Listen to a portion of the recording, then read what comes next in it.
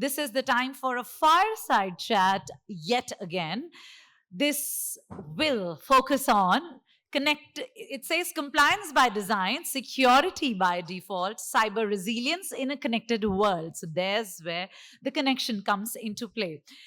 Now the experts who would be roped in onto the stage, they will navigate for us the evolving landscape of cybersecurity. I think any discussion without the discussion of cybersecurity is definitely incomplete. So we will talk about compliance and that in GCCs, and we'll identify the emerging cyber threats, the regulatory challenges, how do we build the robust security frameworks, and how do we stay ahead of the risk? How can we get better of them? Ladies and gentlemen, that's going to be the talking point. And as we just said this right, maybe it is, oh, well, the giveaways have already come to me backstage for the survey that you must have filled in by now by scanning the QR code. The social media, that's for the LinkedIn, is still left. So please make sure you utilize these last few minutes, and because the last few discussions to go, after which the final session will be presided by our guest of honor address, ladies and gentlemen, post which will be the presentation ceremony, after which I will be the good announcer for the glad tidings that will flow in. But for now, let's invite our session moderator, ladies and gentlemen. Join me in very, very warmly welcoming Ashish Sharma, partner, Deloitte India, onto the stage with a good round of applause. Well, Ashish, I know you're going to be acing the conversation there. Please allow me. As you see, the who's who are going to take up the stage. Can we please have Anand Chitre, MD, Head of Markets and Wholesale, Lending, Technology and Operations, and Pune site lead, Barclays, joining in. The applauses, ladies and gentlemen, keep it on as they take up the stage. Can we have Kapil Talreja, the Senior Vice President and Head of Enterprise Architecture and Cloud from Axis Bank. Please keep clapping as we warmly welcome Shrirang Raddi, the Head of GCC Relationships, VFS, Infosys, along with Hrishikesh, Gogte, Center Head, DNV. Well, gentlemen, you taking up the stage. We are all set to bring in more resilience onto the stage. Over to the session moderator. Thank you. Thank you very much. Everyone, good afternoon. I just had to say one thing. You've given us a time, which is now less, I realized. But the amount of introduction that you gave, I actually felt it will require at least an hour, not half an hour. But we'll try to do whatever we can do. Thank you, everyone, for being here. We have a very interesting topic. It's a topic which is contemporary. It's a topic which each one of us do hear about a lot of time in the form of incidents. But a lot of organizations, what they don't get to hear, a lot of people that they don't get to hear is the hard work that goes behind managing a million or more of those incidents that happen on a day-to-day basis. I have my panel here who are a part of organizations. They manage these incidents on a day in, day out basis. They also understand what does it mean to not just manage the incident, but even at times come out of those incidents and manage it in a way that organizations get stronger. So we'll dive in right away. We'll get into setting the context. Shrirang, if I can request you to start with, give us a sense of really what kind of an environment that we are living in right now. I mean, that's a very broad question, and these 23 minutes can just go in talking about that. But I think remember, mics will be off. Specific, yeah, that's true. And that is the scariest bit of it. I think I would much prefer to be in the audience rather than sitting here worrying about mic. But to your point, I think, see, there are two elements that I'd like to talk about in terms of the emerging environment. I checked with my colleagues in the cyber security practice of Infosys. We work with thousands of clients, and from your perspective, my focus is GCCs. They have a wider perspective across GCCs and across the industry. One thing that has changed and will continue to change is technology.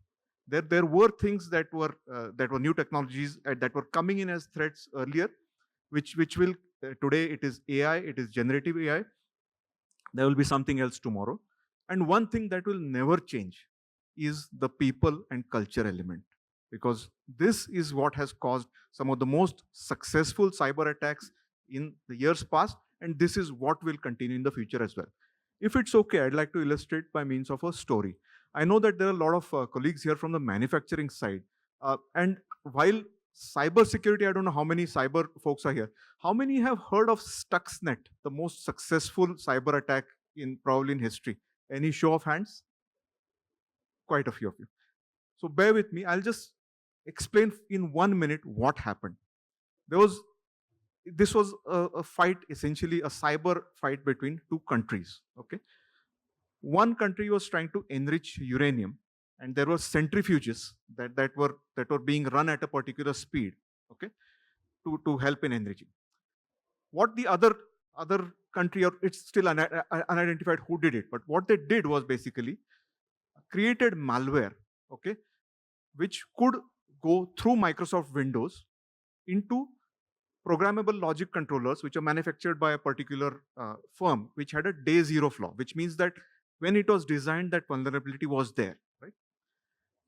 Now they made it happen. That's the technology element. But where does the people element come in? Now this facility was air gapped. That is, it was completely isolated from the network. How do cyber attackers get in? They got in through USB sticks, which were explicitly prohibited, okay, but which, you know, everyone disobeys rules. That's how they got in. The centrifuges then ran at speeds that they were never designed to. They came off the mountings, and that country's nuclear program was wrecked for a few years. So to summarize, this is exactly what I would say, that in terms of the environment, technology threats will keep emerging, but the people threat will be ever present today and in the future. Thanks, Shrirang. Hrishikesh, you want to add?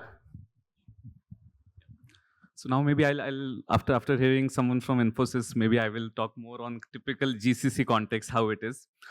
See, if you look at the kind of over the period of time, the way GCCs have evolved in India, and we are not just accessing to the local data, we are in a way having access to the global sensitive data. Means just imagine we will have a sleepless nights if our cybersecurity systems are not up to the mark.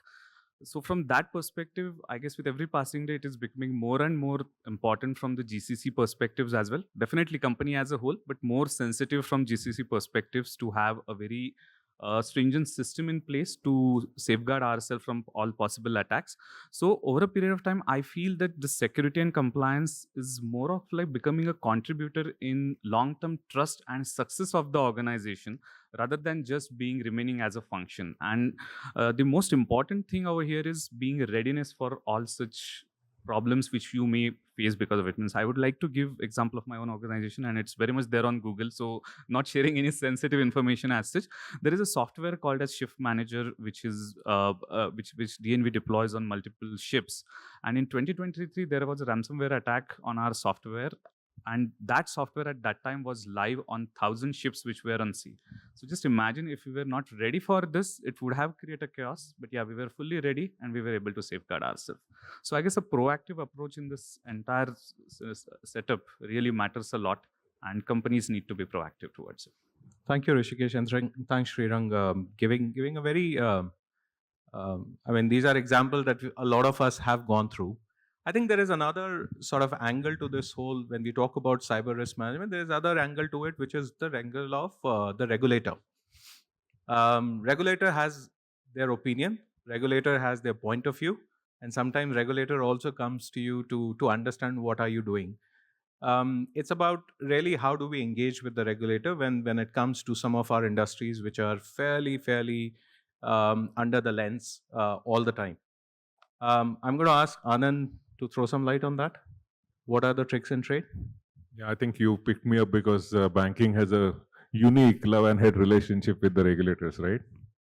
But yeah, first of all, thanks for having me. I think I would say the regulator's approach towards the mandates and implementation has significantly changed over the last couple of years, and I would say change for the right reasons. Being banks, we normally have to face regulators for multiple reasons. One is obviously for making sure we are compliant, evidencing that we are compliant, but at the same time, a lot of time trying to understand the circulars and regulations that come in. What does it mean from an operational point of view for us. That means the implementation aspects. And earlier, to be very honest, it used to be a really confusing journey. And being in the consulting firm, you have also witnessed those days, right, where the circular will come. And first few months, we are just trying to understand what does it mean. The dialogue with the regulators used to be very binary. But over last few years, things have changed. Regulators are coming to the table, at times even having consultations and conversations before the regulations are drafted, so that we are looking at the outcome, the end result that we are expecting. For example, when we are talking about cyber threats, a lot of regulations are coming from a cyber threat point of view, as well as from the AI and Gen AI potential risk point of view.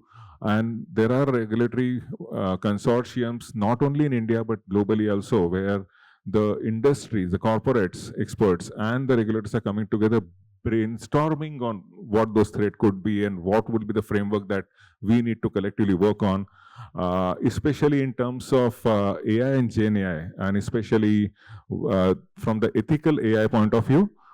More than regulation, the focus is on collectively evolving the mechanism and self-imposing those guardrails rather than imposing through regulations.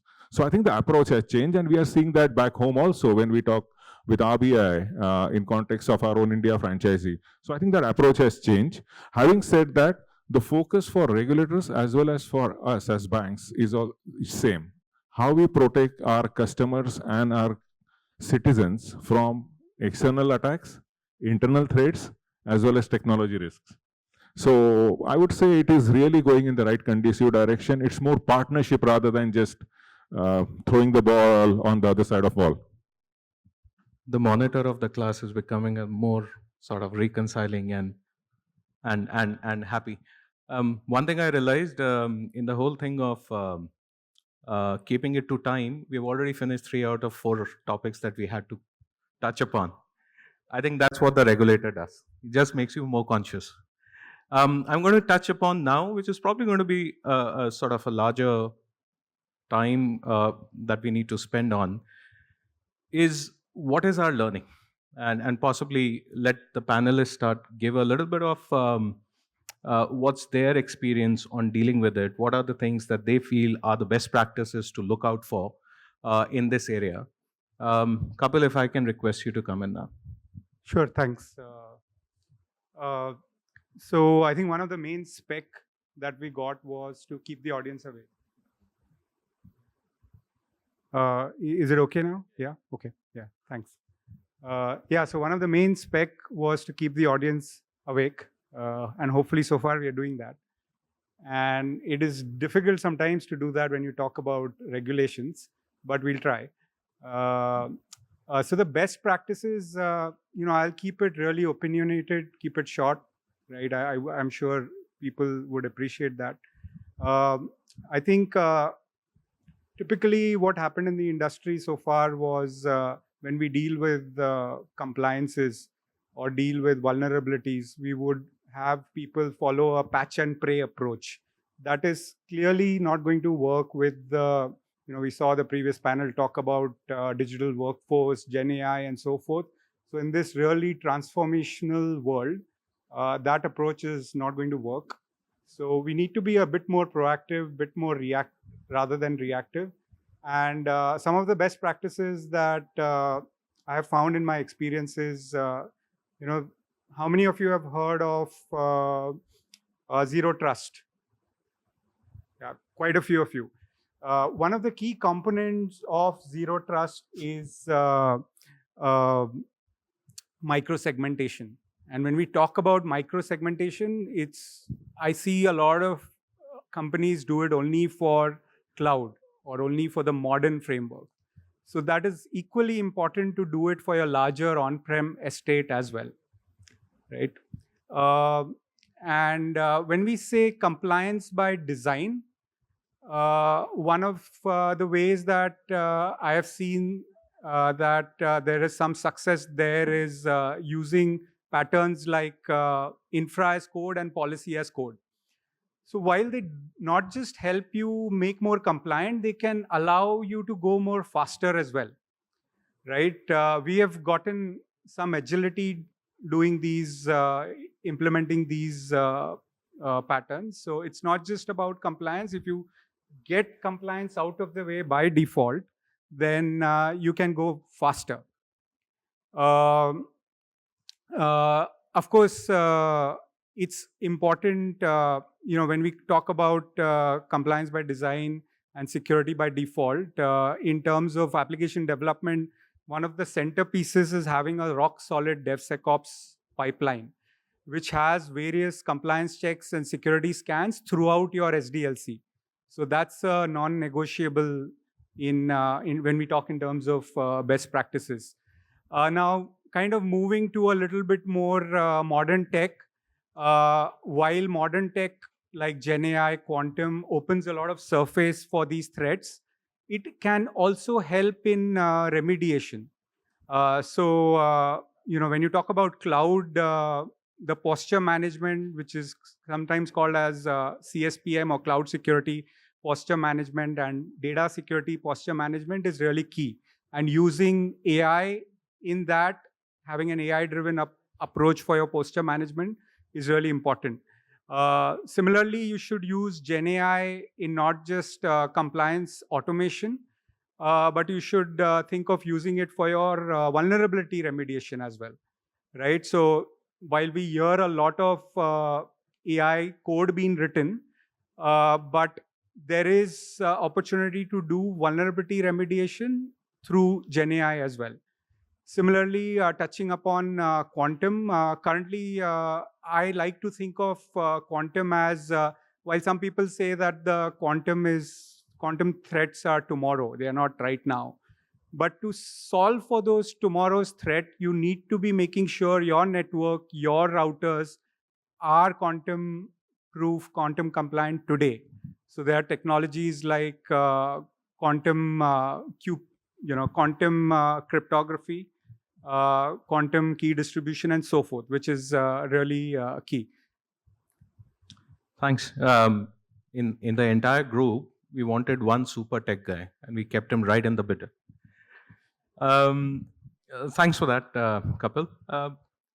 And since you made the point on quantum, I think it's not just about when those computing within, quantum computing will come into picture. What most of the countries, I would say, what most of your state policy would actually start looking at is preparing for that, keeping in mind that what problems that a quantum computer can analyze, the data of that, the data of, let's say, a part of the world, a particular country, if someone were to touch that data and solve or decrypt the data, which is a country's data of a particular nation, the problem is that data in a lot of places has already been taken away. When quantum computers come, they'll straight away get down to synthesizing it, decrypting it. That data perhaps has already been taken away. A lot of this intelligent stuff that we are talking about, unfortunately, it's already in our backyard. It is about when this comes. So for organizations to say that let's start looking at it when quantum computers come, I think then you're really following a wrong model. Let's talk about 8 minutes. Let's straight away touch into, if I were to request you maybe one advice for your point of view, what is going to be your prioritization? What would you prioritize as the most important thing, most important action to be taken by an organization in building up or managing the risk, the cyber risk that you face? What would that be? Hrishikesh. Maybe if I can start with, I guess your company can have any number of firewalls, but the biggest firewall which you need is the human firewall, which is bringing that culture in your organization in terms of the awareness and at the same time seriousness and maturity in terms of handling this kind of attacks. Because I still remember a day in my office when we had started our center around 5 years back. In one of the town hall, a young professional asked me that, Rishi, does cyber security really exist in real world? Because we see it only in e-learnings which we attend. and which was a genuine question, because till that time the person was only attending multiple e-learnings which we all know after one point gets boring. But that was the day we realized that, okay, means we don't want it as a tick the mark kind of a thing for our people. We really want them to understand the gravity of it, because each one of them is doing the work where we are accessing a lot of sensitive data. And from that time till today, we are making it as a practice that every single town hall we have starts with something around cybersecurity. So we are Brilliant. making it as part of our culture, and I guess that will help us to go a long way in terms of managing the things. Awareness. Awareness. Shrirang? So the slogan that we are using within Infosys is AI for cyber and cyber for AI. When I say that, what I mean is that AI we are using in a big way, and all our GCC partners, we are working with them to use AI to protect against cyber threats. Equally, knowing that AI is fundamentally changing every aspect of our work in GCC, those systems and that data itself needs to be protected like the crown jewels that they are. So that's where cybersecurity is most important. Thank you. Kapil? I would just say that taking a holistic approach, including systems, processes, and culture is important, right? And if I were to pick one vulnerability or one category of threats, which is sometimes thought of really hardest to remediate, is the human vulnerability, right? You might have your perimeters, you might have your APIs all secure, but what are you going to do for these sometimes called as east-west or internal threats? Thanks, Kapil. Anand? So I'll quickly summarize two things. One is looking at the threat of external as well as internal actors in the potential exposures. One of the practice that we follow at Barclays, and which is, I would say, a very successful model, is the monitoring and response as a more holistic mechanism. And when I say holistic, I'm talking about the application vulnerabilities. I'm talking about the overall cyber penetrations and monitoring of that, and combine that with the physical security. So, because all of them have an interdependency when one will get compromised. So, if there is a physical security breach, it is inadvertently going to have an impact on your application estates, and you need to be immediately have focus on that counter effect.